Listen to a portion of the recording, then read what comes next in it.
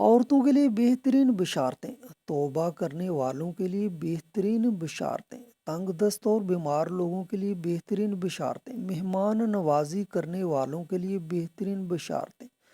نحمدہ و نصلی علی رسول الکریم، اما بعد، بسم اللہ الرحمن الرحیم، السلام علیکم ورحمۃ اللہ وبرکاتہ۔ محترم ناظرین، جب ایک عورت گھر میں کام کرتی ہے، اپنے شوہر کی خدمت کرتی ہے، بچوں کو جنم دیتی ہے، بچوں کی پرورش کرتی ہے، تو اللہ پاک اسے کیا انعام عطا فرماتا ہے۔ ایسی عورت کے لیے اللہ تعالیٰ نے کیا بشارتیں عطا فرمائی ہیں۔ ایک مرد ہے، ایک شوہر ہے، جو بچوں کی روزی روٹی کے لیے گھر سے باہر جاتا ہے، محنت مزدوری کرتا ہے، تو اللہ تعالیٰ اسے کن انعامات سے نوازتا ہے۔ ایک گناہ گار انسان جب توبہ کرتا ہے تو اللہ تعالیٰ اسے کن انعامات سے نوازتا ہے، اس کے لیے کیا بشارتیں اللہ تعالیٰ نے عطا فرمائی ہیں۔ ایک انسان ہے، اس کو کوئی دکھ ہے، تکلیف ہے، تنگ دستی ہے، پریشانی ہے۔ جب وہ اس چیز پر صبر کرتا ہے تو اللہ تعالیٰ اسے کن انعامات سے نوازتا ہے۔ گھر میں مہمان آ گئے، اپنی استطاعت کے مطابق مہمان کی مہمان نوازی پر اللہ کی طرف سے کن انعامات کا وعدہ کیا گیا ہے۔ مہمان نوازی کرنے والوں کے لیے کیا بشارتیں ہیں، کیا نویدیں ہیں۔ محترم ناظرین، سب سے پہلے ہم بات کر لیتے ہیں صبر کرنے والوں کے لیے بشارتیں۔ حضرت ابو موسیٰ اشعری رضی اللہ تعالیٰ عنہ سے روایت ہے کہ نبی کریم صلی اللہ علیہ وآلہ وسلم نے فرمایا، جب کسی بندے کا بچہ مر جاتا ہے تو اللہ فرشتوں سے فرماتا ہے، تم نے میرے بندے کی جان لے لی۔ وہ کہتے ہیں ہاں۔ اللہ تعالیٰ دریافت فرماتا ہے، میرے بندے نے کیا کہا؟ وہ کہتے ہیں کہ اس نے آپ کی حمد و ثنا کی اور کہا کہ ہم اللہ ہی کے ہیں اور ہمیں واپس اللہ ہی کی جانب لوٹ جانا ہے۔ اللہ تعالیٰ فرماتا ہے، میرے اس بندے کے لیے جنت میں ایک گھر بناؤ اور اس کا نام بیت الحمد رکھو۔ بیٹی اور بہن کی پرورش کرنے والوں کے لیے بشارتیں۔ نبی کریم صلی اللہ علیہ وآلہ وسلم نے فرمایا، جس کو لڑکیاں دے کر آزمایا گیا اور پھر اس نے خوش دلی کے ساتھ ان کی پرورش کی اور ان پر احسان کیا، تو یہ لڑکیاں دوزخ کی آگ کی آڑ بن جائیں گی۔ خواتین کے لیے بہترین بشارتیں۔ سنن دارمی میں ایک واقعہ نقل کیا گیا ہے کہ ایک شخص نبی کریم صلی اللہ علیہ وآلہ وسلم کی خدمت میں حاضر ہوا اور اپنے عہد جاہلیت کا ایک واقعہ بیان کیا اور کہنے لگا کہ میری ایک بیٹی تھی جو مجھ سے بہت مانوس تھی۔ جب میں اسے آواز دیتا ہوں تو وہ میرے پاس دوڑی دوڑی آتی تھی، مگر ایک روز میں نے اسے بلایا اور اپنے ساتھ لے کر چل پڑا۔ راستہ میں ایک کنواں آیا، میں نے اسے اس کنویں میں دھکا دے دیا۔ آخری آواز جو مجھے اس کی آئی وہ ہائے ابا تھی۔ یہ سن کر نبی کریم صلی اللہ علیہ وآلہ وسلم رو دیے اور آپ کے آنسو بہنے لگے۔ حاضرین میں سے کسی ایک نے کہا، اے شخص، تو نے نبی کریم صلی اللہ علیہ وآلہ وسلم کو غمگین کر دیا۔ آپ نے فرمایا، اسے مت روکو، جس چیز کا اسے سخت احساس ہے اس کے بارے میں اسے سوال کرنے دو۔ نبی کریم صلی اللہ علیہ وآلہ وسلم نے اس سے فرمایا، اپنا قصہ پھر بیان کرو۔ اس نے دوبارہ اسے بیان کیا۔ نبی کریم صلی اللہ علیہ وآلہ وسلم سن کر پھر روئے اور اس قدر کی آپ کی ریش مبارک آنسوؤں سے تر ہو گئی۔ پھر آپ نے فرمایا، جاہلیت میں جو کچھ ہو گیا اللہ نے اسے معاف کر دیا، اب نئے سرے سے اپنی زندگی کا آغاز کر۔ وہ کون سی بیٹی ہوگی جس کی شادی ہو اور واپس اپنے ماں باپ کو ملنے کے لیے نہ آئے؟ سبھی بیٹیاں آتی ہیں، سبھی بچیاں آتی ہیں، مگر نیت کیا ہوتی ہے؟ جی بس میں امی سے ملنے جا رہی ہوں، اللہ خیر کرے۔ یہ نیت نہیں ہوتی کہ اس عمل سے بھی اللہ تعالیٰ راضی ہوں گے۔ حدیث پاک میں آتا ہے کہ جس بچی کی شادی ہو جائے وہ اپنے ماں باپ کی زیارت کی نیت کر لے کہ میں اپنے ماں باپ سے ملنے جا رہی ہوں، اور خاوند سے اجازت لے کر جائے اور دل میں یہ ہو کہ اس عمل سے اللہ راضی ہوں گے، تو اللہ تعالیٰ ہر قدم پر اس کو 100 نیکیاں عطا فرما دیتے ہیں، 100 گناہ معاف ہوتے ہیں۔ اور جنت میں 100 درجے بلند کر دیتے ہیں۔ اب بتائیے، ایک عورت، ایک بیٹی جو اپنے ماں باپ کی زیارت کے لیے اس نیت سے آ رہی ہے کہ اس عمل سے اللہ راضی ہوں گے، حدیث کا مفہوم ہے کہ ہر قدم اٹھانے پر اسے 100 نیکیاں ملیں گی، 100 گناہ معاف ہوں گے اور جنت میں 100 درجے بلند کر دیے جائیں گے۔ حدیث پاک میں آتا ہے کہ اگر بیٹی ماں باپ کے گھر آئی اور ان کے چہرے پر اس نے عقیدت کی نظر ڈالی، محبت کی نظر ڈالی جو ماں باپ کو نصیب ہوتی ہے، تو اللہ تعالیٰ ہر نظر ڈالنے پر اس کو ایک حج یا عمرہ کا ثواب عطا فرمائیں گے۔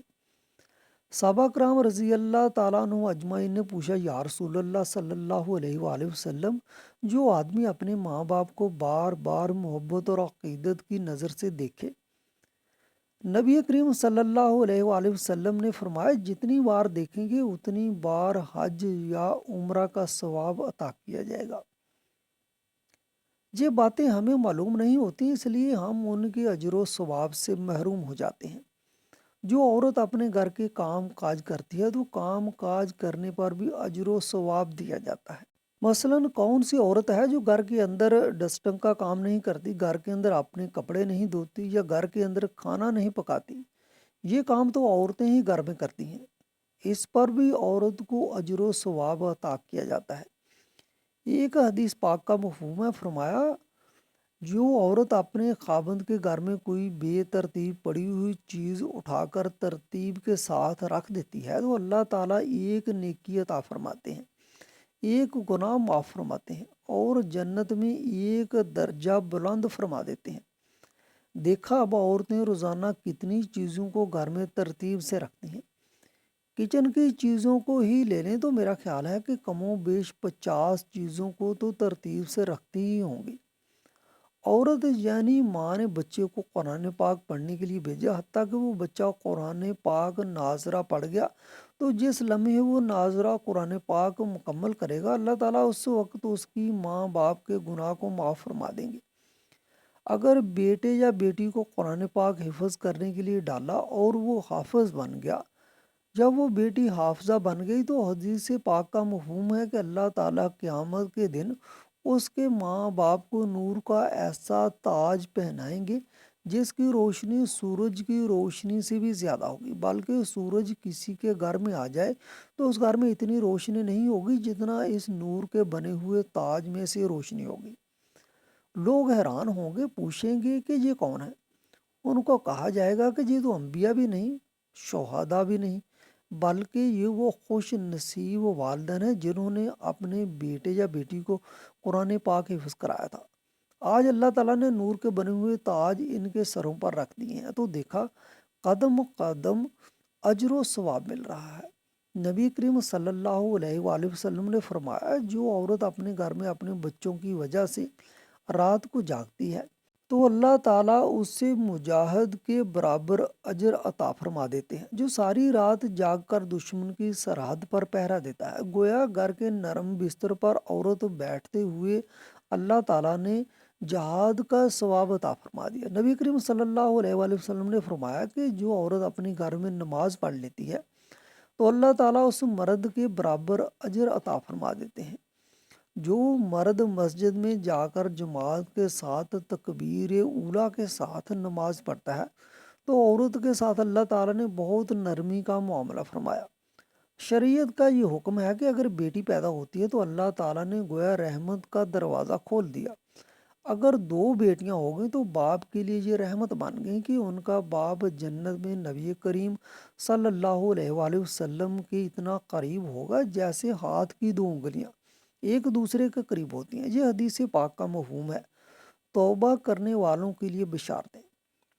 ترمذی اور ابن ماجہ میں ایک حدیث شریف ہے کہ نبی کریم صلی اللہ علیہ وآلہ وسلم نے ارشاد فرمایا کہ بنی آدم میں سے ہر ایک سے خطا ہوتی ہے، مگر خطا کرنے والوں میں سے سب سے بہتر اور افضل وہ ہوتا ہے جو نادم اور شرمندہ ہو کر توبہ کر لیتا ہے۔ تنگ دست اور بیمار لوگوں کے لیے بشارتیں۔ اللہ تعالیٰ نے فرمایا جب میں اپنے مومن بندے کو مرض وغیرہ میں مبتلا کرتا ہوں پھر وہ میری تعریف کرتا ہے، میرے ابتلا پر صبر کرتا ہے، تو وہ اپنے بستر سے گناہوں سے یوں پاک ہو کر اٹھتا ہے جس طرح وہ اپنی پیدائش کے دن گناہوں سے پاک تھا۔ اور حق تعالی شانہ کرامن کاتبین سے ارشاد فرماتے ہیں، میں نے اپنے اس بندے کو بیماری میں مقید کر دیا اور آزمائش میں اس کو مبتلا کر دیا۔ جو اجر و ثواب ایام صحت کے دوران لکھا کرتے تھے اس کو باقی رکھو۔ مریض کا درد سے کراہنا تسبیح ہے اور درد سے چیخنا تحلیل ہے اور سانس لینا صدقہ ہے۔ بستر پر لیٹنا عبادت ہے، ایک پہلو سے دوسرے پہلو کی طرف کروٹ لینا ایسا ہے جیسا کہ اللہ کی راہ میں دشمن سے قتال کر رہا ہو۔ اللہ تعالیٰ فرشتوں سے فرماتے ہیں کہ صحت کی حالت میں وہ جو عمل کیا کرتا تھا اس سے زیادہ بڑھیا عمل نامہ اعمال میں لکھو۔ جب وہ صحت یاب ہو کر بستر سے اٹھ کر چلتا ہے تو اس طرح ہو جاتا ہے جیسا کہ اپنی ماں سے پیدائش کے دن تھا۔ مہمان نوازی کرنے والوں کے لیے بشارت۔ نبی کریم صلی اللہ علیہ وآلہ وسلم نے فرمایا کہ قیامت کے دن عرش الہی کے نیچے ایک منادی ندا کرے گا کہ جس شخص کو اللہ تعالیٰ پر کوئی حق ہو تو وہ آگے بڑھ کر بیان کرے۔ یہ آواز سن کر کچھ لوگ نکل کر کہیں گے اللہ تعالیٰ پر ہم لوگ حق رکھتے ہیں کیونکہ ہم دنیا میں اپنے مہمان بھائیوں کو عزت سے کھلاتے پلاتے تھے۔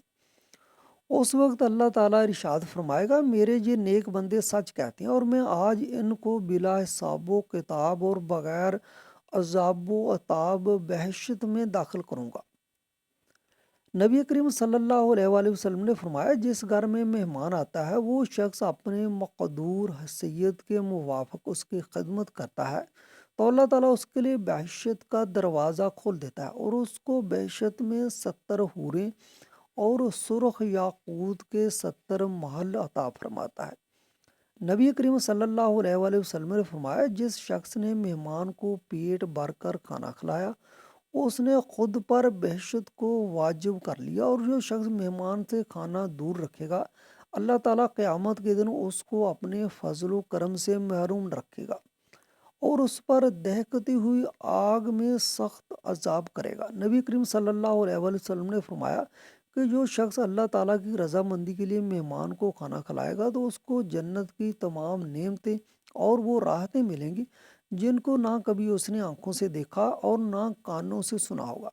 اللہ تعالیٰ اس کی دنیا اور آخرت کی 70 حاجتیں برلائے گا۔ بہشت میں ہر روز 70 مرتبہ نبی کریم صلی اللہ علیہ وآلہ وسلم کے ساتھ اس کو اللہ تعالیٰ کا دیدار ہوگا۔